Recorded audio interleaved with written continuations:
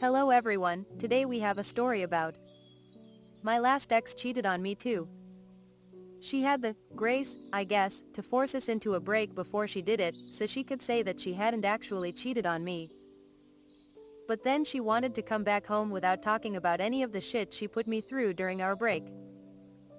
A week later I caught her drunk as shit at a bar with her ex-boyfriend, and she ended up leaving with him. Needless to say, I broke up with her the next day. She never asked for my forgiveness, although she did apologize. I think she expected that she wasn't going to get that from me. Fast forward 6 months. In January of this year, I got into a bad wreck.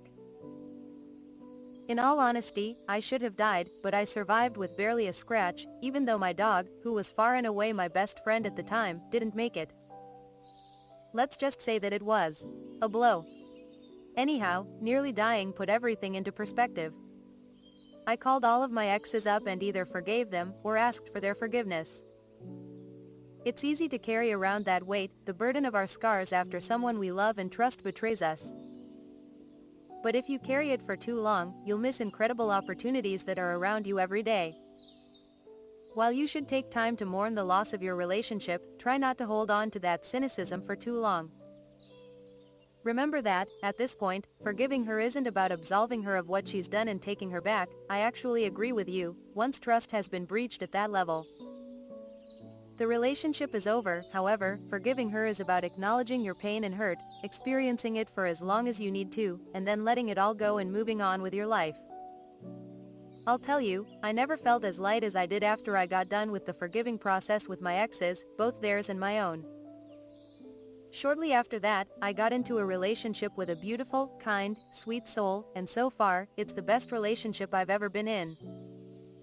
I don't know where that would be if I hadn't learned to forgive. The following story. Yeah, so I had a similar experience with my BF a few years ago. He had used our good friends and their kids to lie to me about sleeping with one of the co-workers of the female friend. He then proceeded to inform me he didn't believe in monogamy and that we were in an open relationship. Which was news to me. BC, I felt like that's the kind of life decision couples would discuss before implementing. And then he was surprised that I was so upset about his betrayal. I don't use that word lightly. At this point we'd been together for like 6 years, and in the past he fooled around with another mutual friend. I told him then the next time would be the last. So as I sat at home while he went with her and our 2 friends, a married couple who I contacted to see if my BF was where he said he was, and neither ever answered me.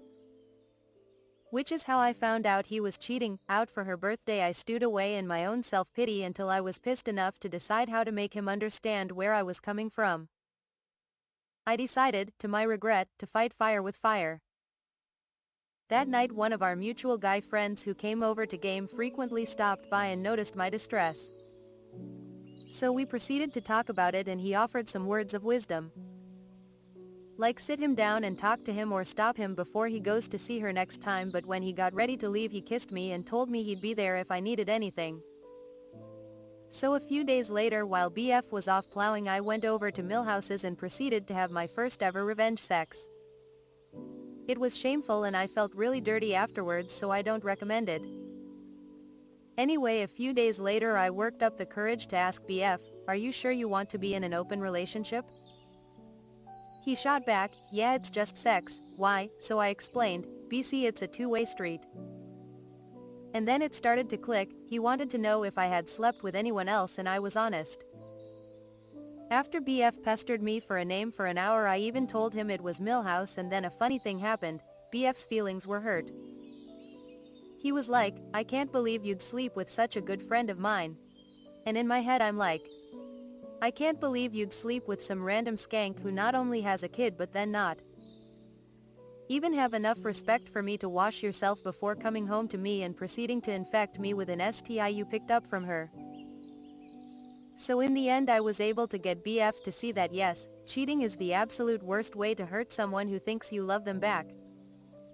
We have been in a monogamous relationship ever since, and this October will be 8 years I've been with him. TLDR, you're not alone. Cheaters are the worst kind of people. I'm sorry you're going through this, and don't follow my personal bad example. Thanks for watching, come back again.